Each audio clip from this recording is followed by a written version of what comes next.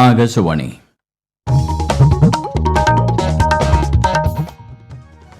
നമസ്കാരം. പ്രാദേശിക വാർത്തകൾ വായിക്കുന്നത് ഗോപകുമാർ.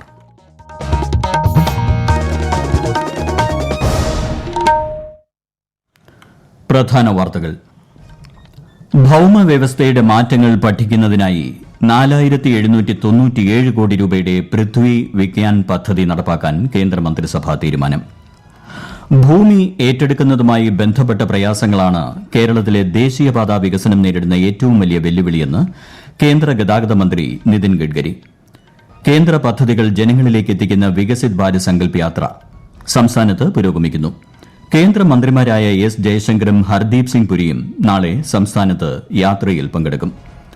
ആന്റിബയോട്ടിക്കുകളുടെ അമിത ഉപയോഗം തടയാൻ സംസ്ഥാനത്ത് പ്രത്യേക പരിശോധന ആരംഭിക്കുമെന്ന് മന്ത്രി വീണ ജോർജ്. 62ാമത് സംസ്ഥാന സ്കൂൾ യുവജനോത്സവം കൊല്ലത്ത് പുരോഗമിക്കുന്നു. കണ്ണൂർ ജില്ല പോയിന്റ് നിലയിൽ ഒന്നാമത്. ഇന്ത്യ ഓസ്ട്രേലിയ വനിതാ ക്രിക്കറ്റ് 2020 പരമ്പരയിലെ ആദ്യ മത്സരം ഇന്ന്. വാർത്തകൾ വിശദമായി. ഭൌമവ്യവസ്ഥയുടെ മാറ്റങ്ങൾ പഠിക്കുന്നതിനായി 4797 കോടി രൂപയുടെ പൃഥ്വി വിജ്ഞാൻ പദ്ധതി നടപ്പാക്കാൻ കേന്ദ്രമന്ത്രിസഭാ തീരുമാനം.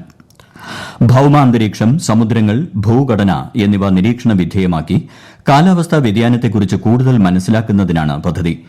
കാലാവസ്ഥാ മേഖലയിൽ നിലവിൽ നടപ്പാക്കി വരുന്ന 5 പദ്ധതികൾ കോർത്തിണക്കിയാണ് പൃഥ്വി വിജ്ഞാൻ പദ്ധതി നടപ്പാക്കുന്നത്. അയോധ്യ വിമാനത്താവളത്തെ അന്താരാഷ്ട്ര വിമാനത്താവളമാക്കി ഉയർത്തുന്നതിനും മഹർഷി വാൽമീകി അന്താരാഷ്ട്ര വിമാനത്താവളം എന്ന് നാമകരണം ചെയ്യുന്നതിനും കേന്ദ്ര മന്ത്രിസഭായോഗം അനുമതി നൽകി.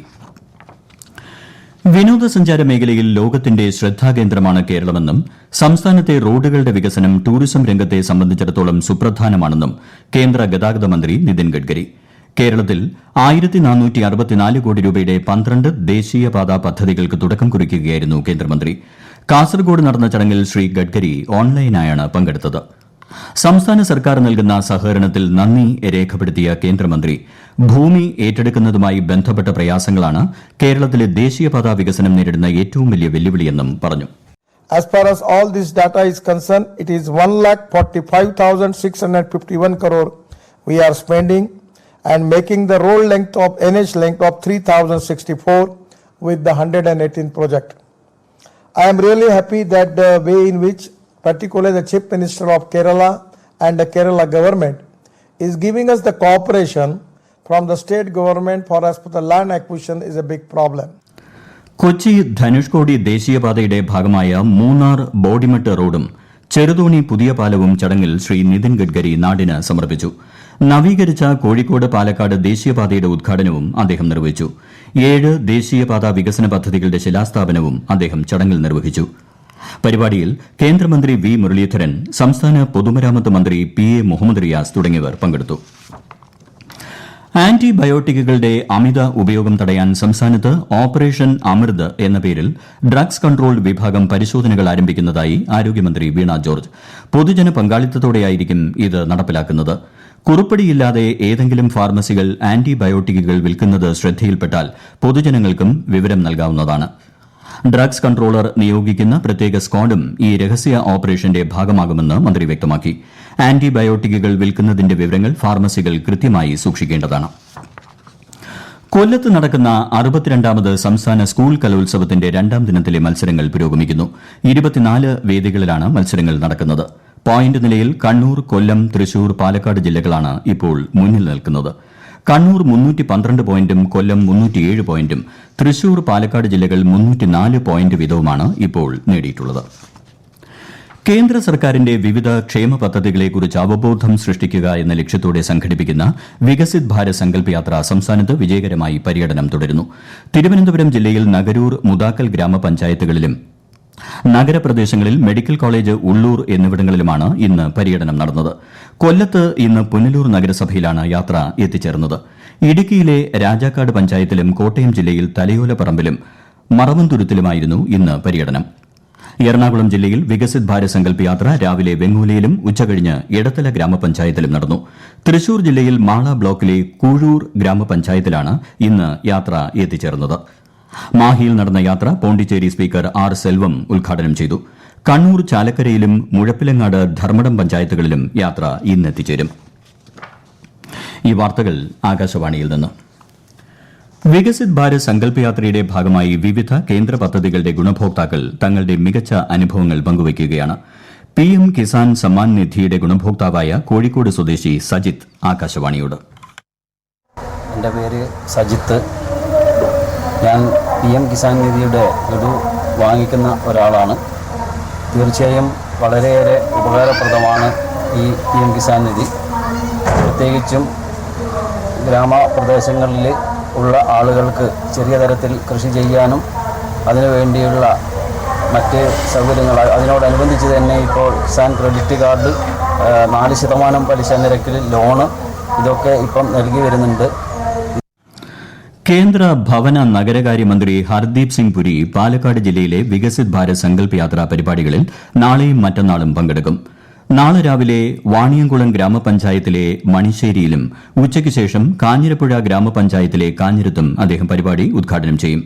മറ്റന്നാൾ മങ്കര ഗ്രാമപഞ്ചായത്തിൽ സംഘടിപ്പിക്കുന്ന വികസിത് ഭാരത് സങ്കല്പ് യാത്രയിൽ പങ്കെടുക്കുന്ന മന്ത്രി കേന്ദ്ര പദ്ധതികളുടെ ഗുണഭോക്താക്കളുമായി സംവദിക്കും.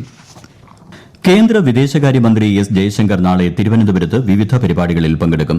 വികസിത് ഭാരത് സങ്കല്പ് യാത്രയുടെ ഭാഗമായി കവടിയാർ വിമൻസ് ക്ലബിലെ കാർത്തിക തിരുനാൾ ഹാളിൽ രാവിലെ 10:30 നടക്കുന്ന പരിപാടിയിൽ കേന്ദ്രമന്ത്രി മുഖ്യാതിഥിയായി പങ്കെടുക്കും. കേന്ദ്ര സഹമന്ത്രി V. മുരളീധരനും ചടങ്ങിൽ പങ്കെടുക്കും. മൂന്നാമത് P. പരമേശ്വരൻ അനുസ്മരണ പ്രഭാഷണം ശ്രീ ജയശങ്കർ നാളെ വൈകുന്നേരം നടത്തും.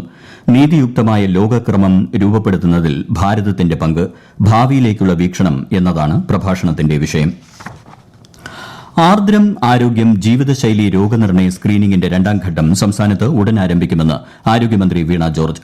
ജീവിതശൈലി രോഗങ്ങൾ നിയന്ത്രിക്കുന്നതിന്റെ ഭാഗമായി 30 വയസ്സിന് മുകളിൽ പ്രായമുള്ള എല്ലാ വ്യക്തികളെയും 2ാം ഘട്ടത്തിൽ സ്ക്രീനിംഗിന് വിധേയരാക്കും. ആദ്യഘട്ടത്തിൽ 30 വയസ്സിന് മുകളിൽ പ്രായമുള്ള 1.53 കോടിയിലധികം പേരുടെ സ്ക്രീനിംഗ് പൂർത്തിയാക്കിയിരുന്നു. മതനിരപേക്ഷ നിലപാടിനു പകരം കോൺഗ്രസ് സ്വീകരിക്കുന്നത് മൃദു ഹിന്ദുത്വ നിലപാടെന്ന ആരോപണവുമായി CPIM സംസ്ഥാന സെക്രട്ടറി M. V. ഗോവിന്ദൻ തിരുവനന്തപുരത്ത് AKG സെന്ററിൽ മാധ്യമങ്ങളോട് സംസാരിക്കുകയായിരുന്നു അദ്ദേഹം. അയോധ്യയിലെ രാമക്ഷേത്ര ഉദ്ഘാടനവുമായി ബന്ധപ്പെട്ട കോൺഗ്രസ് നിലപാടിനെയും അദ്ദേഹം വിമർശിച്ചു. വാഗ്ദാനങ്ങൾ പാലിക്കുന്നതിൽ പരാജയപ്പെട്ട സർക്കാരാണ് പിണറായി സർക്കാരെന്ന് BJP സംസ്ഥാന അധ്യക്ഷൻ K. സുരേന്ദ്രൻ.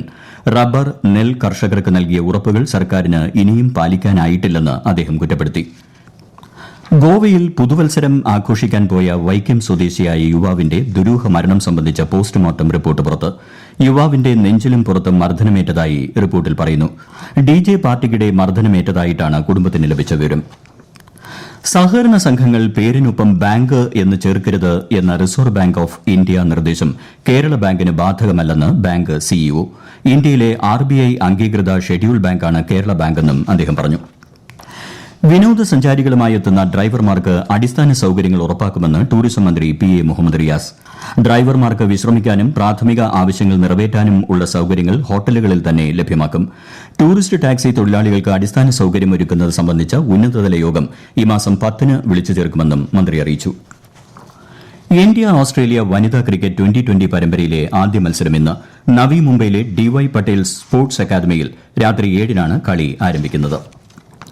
ആലപ്പുഴയിൽ നടക്കുന്ന രഞ്ജി ട്രോഫി ക്രിക്കറ്റ് മത്സരത്തിൽ 1ാം ദിനം കളി അവസാനിക്കുമ്പോൾ കേരളത്തിനെതിരെ ഉത്തർപ്രദേശ് ഭേദപ്പെട്ട നിലയിൽ.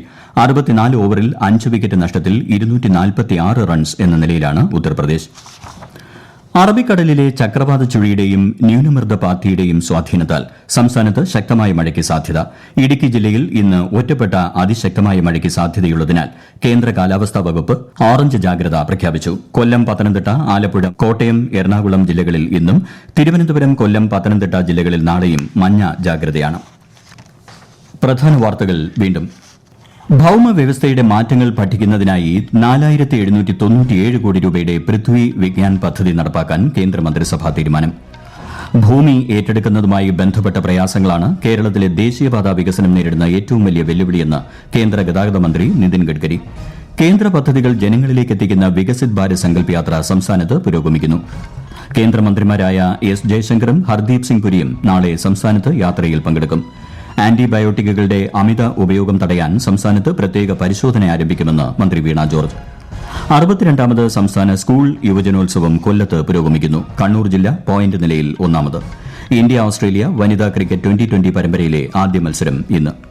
പ്രാദേശിക വാർത്തകൾ കഴിഞ്ഞു. അടുത്ത വാർത്താ പ്രക്ഷേപണം രാത്രി 7:25.